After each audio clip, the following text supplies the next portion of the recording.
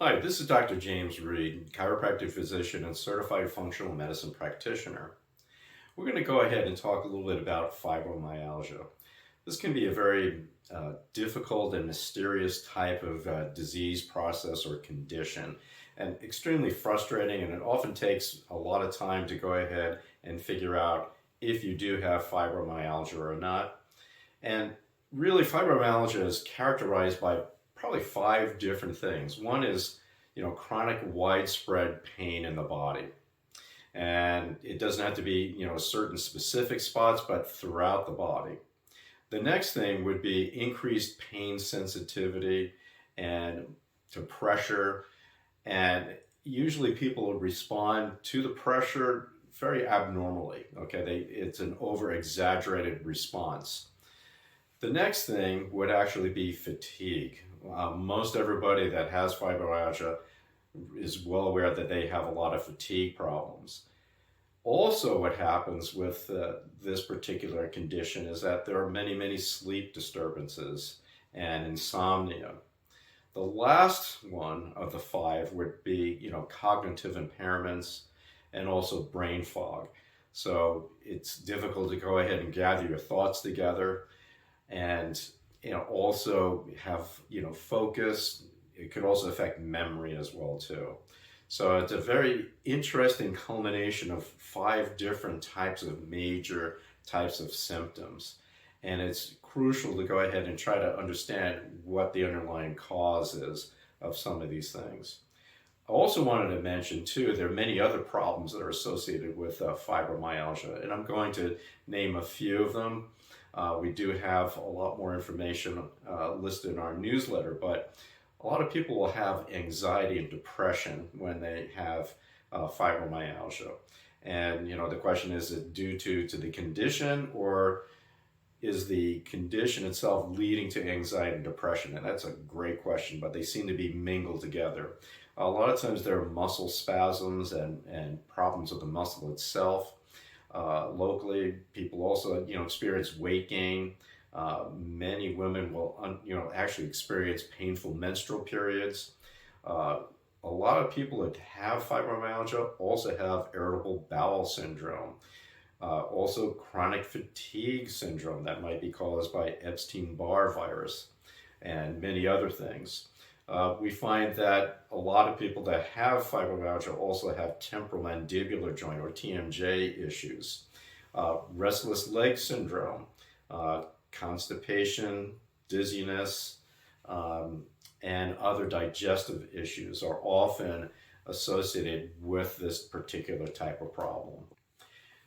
Let's talk a little bit more about fibromyalgia and really kind of what is it? I mean, so far to date, there seems to be a connection between poor neural communication between the body and also the brain. Those seem to be the key things here involved with fibromyalgia. So you can almost think of maybe two types of fibromyalgia. One would actually be more localized here in the brain. And it is interesting, they've done functional MRIs of individuals with fibromyalgia, and they definitely find changes in some of the brain function and also neurotransmitter production in different parts of the brain. So it's very, very interesting that it has a lot to do with the interpretation and the usage and how the brain fires when exposed to sensory information. The other thing seems to be more localized in the body. There seems to be a change in the quantity and also the sensitivity of some of the different nerves in and under your skin and in the muscle and the fascia. So that seems to be a very, very interesting connection. One other thing I wanted to mention too, talking about the local connection, it appears that there may be some compromise of some of the metabolism, of the muscle fibers and even the nerve fibers themselves. And it has to do a lot of times with a little organelle inside your cells called the mitochondria. So we suspect that that can also affect how different nerve signals are transmitted and how the muscles actually respond to demands in the body as well. So there's still a lot more that needs to be understood about fibromyalgia. So it's not just a simple little thing. It's like, hey, it's just this one particular problem, so we'll fix it with this particular, supplement or pharmaceutical. So it's a very much involved type of problem. And so what we want to really try to do, kind of summarize it just a bit, it has a lot to do with inflammation of the nerves, both probably in the brain and also locally. We're also finding with research that there may be some autoimmune issues going on here, where your own body begins to attack or inflame your nerves. It could even be, like they suspect maybe at the level of the muscle and the fascia as well too. Um, but and again, I'll go back to the metabolic imbalances also in the smaller nerve fibers that are found under your skin and your muscles and in your fascia. So that's another element here that could be affecting and contributing to fibromyalgia symptoms. Okay, we've gone ahead and described some of the symptoms associated with fibromyalgia and other conditions that are also associated. But the question is, what are some of the initial triggers of fibromyalgia? And through research, what they've found is that there are several different things that seem to be associated with the development of fibromyalgia. One of which can actually be, having long-term viral issues like Epstein-Barr. Also, Lyme's disease, okay, can also lead to a fibromyalgia condition later on. Other like prolonged viral infections can also be associated with triggering fibromyalgia. What we also notice too is physical trauma, all right? Particularly to the cervical spine. So those people that have, maybe been in automobile accidents and so on, or other, sports injuries, this can be one of the triggers that begins to start some issues with fibromyalgia. So it's important to go ahead and address those issues early on rather than allowing them to become chronic, because there's definitely an association with particularly cervical spine trauma and formation of fibromyalgia. Other types of things would be like pre-existing inflammatory diseases. Rheumatoid arthritis would be an example. Ankylosing, spondylitis. So a lot of your arthritic types of issues can be triggers for fibromyalgia. One other thing would be hyperlaxity of ligaments. So Ehlers-Danlos syndromes, okay, can also be something that causes or allows people to be more subject to fibromyalgia. Now, of course, you don't have to have Ehlers-Danlos syndrome, but you can have laxity of ligaments that can lead to instability of your joints, and that might be, again, another trigger of fibromyalgia. Also, past psychological traumas can have profound effects, on the formation of fibromyalgia. So that's a very, very interesting thing, how psychological traumas can affect the brain and how we interpret pain and so on. Also things such as a lack of exercise, just living the couch, potato life can lead to fibromyalgia issues. And of course, being overweight can be another great trigger for fibromyalgia. So as I mentioned before, a lot of the fibromyalgia issues can be characterized by an inflammatory process that seems to impact your nerve tissue and also your muscles. So the question comes at what could be causing some of that inflammation? And we're going to just throw out a few things that may contribute to inflammation. And remember, not everybody's fibromyalgia is identical to each other. So that's what makes it a little bit difficult and requires a little bit of research and doing a proper evaluation. So, for example, one of them would be leaky gut. I know we've mentioned that many, many times before, and the reason being is that when you do have a leaky gut, you've got 70-80% of your immune system embedded in your digestive tract. Well, those immune cells in your digestive tract can release different chemicals called cytokines, which can cause inflammation in different parts of the body, because these cytokines do go into the bloodstream and into the lymphatic system.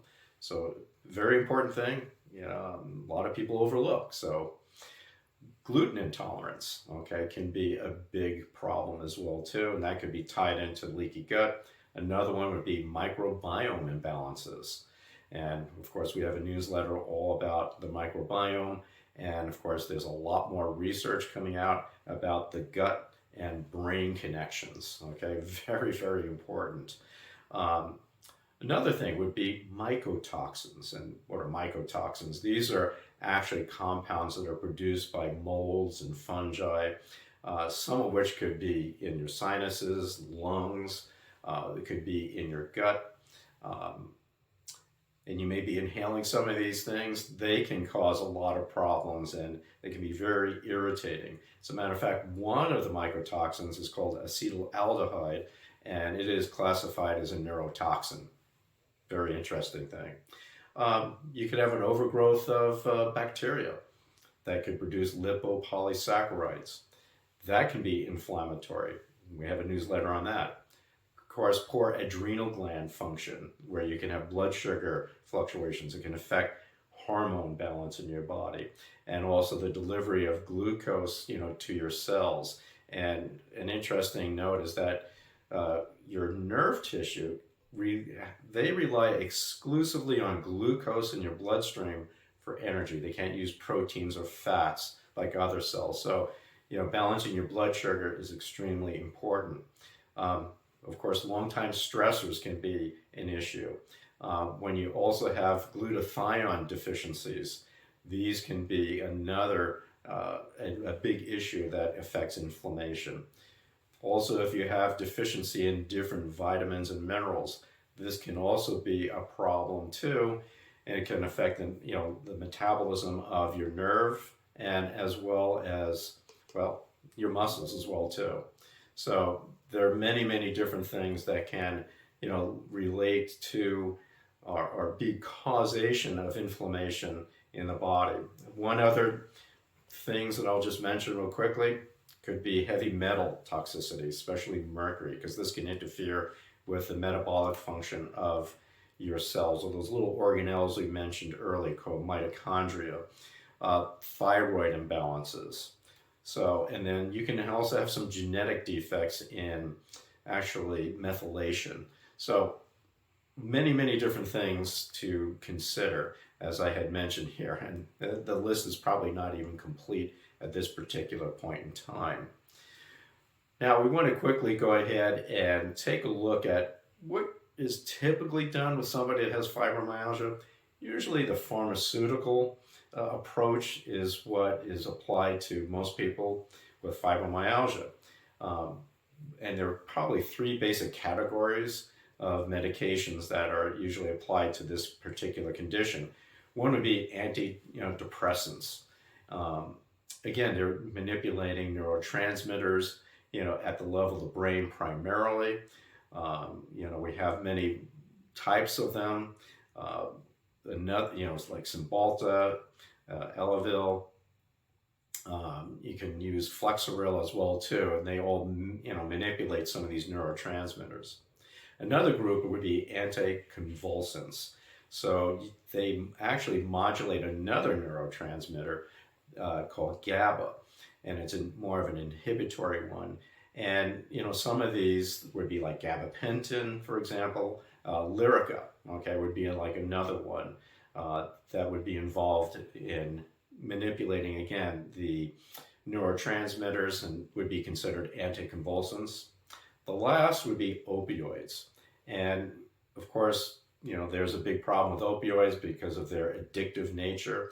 But again, in some people that seems to be very helpful. Kind of an interesting thing to note is that a lot of non-steroidal anti-inflammatories, like ibuprofen, for example, kind of not the best in the world for fibromyalgia. And then we also find that trigger point injections, all right, with some people, especially have more of a local issue with the muscles and so on, and the nerve tissue can be helpful. So that's kind of like a mixed bag as far as response goes there. Now, we've mentioned some of the pharmaceutical issues. Now we want to take a look what can be done naturally. And of course, one of the main things is, yeah, some lifestyle suggestions, getting better sleep. And most people need, sleep 7 to 8 hours a night. Getting regular exercise is important. Hydrating yourself appropriately. Um, Sometimes you have to learn to pace yourself. Don't try to put over demands on you mentally and physically, because that will wear you out. It does affect your nervous system and brain. Um, you're learning to manage daily stressors. We find that, with the research, that how we deal with things on a daily basis is probably more important than, a certain catastrophic event in our lives. So trying to, do daily stress management is an important thing.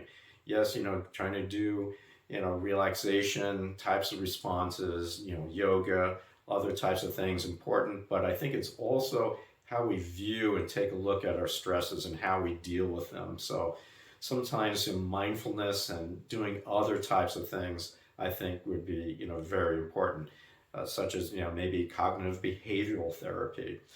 Um, of course, we're also about, the physical being and what you feed yourself. Okay, again, the gut and brain connection. So, eating the right kind of diet is extremely important, and avoiding foods that are inflammatory. And we do have some newsletters that talk about an anti-inflammatory diet, and also one about a truly gluten-free diet. So I would suggest that you go ahead to the website and take a look at those as some suggestions to improve your health and your diet. And that could also, be helpful with fibromyalgia. All right, some other types of therapies and, to consider if you do have fibromyalgia would be chiropractic. And of course, with chiropractic, we do very gentle manipulation, all right? And yes, if you've been in a whiplash or you've had some cervical trauma and so on, or other joints, this is what we actually take a look at and treat. And it does help to balance the nervous system, improves movement, okay, and flexibility in the tissues. Another one would be acupuncture. And we find that, yes, the acupuncture can be used to increase actually natural painkillers like endorphins and enkephalins. It also seems to modulate other aspects of the nervous system and energetic system of the body. And also massage therapy, obviously working with the muscles and the fascia, trying to break down trigger points and trying to improve the circulation to that area as well. And those three things we do offer at our office, and we could go ahead and tailor and see which one of these or a combination might be appropriate for you. And of course, the last would be cognitive behavioral therapy. We do not offer that here at the office, but I would suggest that you seek out, somebody who's licensed or certified to do that to help in those particular areas as well too. And then finally, we'll just have a few little thoughts on fibromyalgia. That this is not a very simple thing to go ahead and treat. As I mentioned to you, there are many different things that can contribute to inflammation. And then, assessing, the nervous system, taking a look at the musculoskeletal system are crucial to trying to, take the puzzle pieces apart and try to figure out what is going on with your particular type of issue. And, bear in mind that, some of these things have developed over time, and it does take some time to go ahead and try to resolve fibromyalgia issues. So I hope this video has been helpful for you, give you some basic information, and make you a little bit more aware of what's really involved here with dealing with fibromyalgia. And if you would like to go ahead and get more information or like to be evaluated and see what could possibly be done, you're more than welcome to contact my office at 480-732-0911. And one of my staff members would be happy to try to assist you. Look forward to seeing you, and thanks for watching. Hey, Dr. Reade here. If you'd like to get the latest information and also some of the promotions that may be going on in our office, go ahead and subscribe to our newsletter. and also our channel, our YouTube, and also Facebook as well too. So once again, we want to go ahead and just thank you for watching, and we wish you the best of health, and we'll see you soon.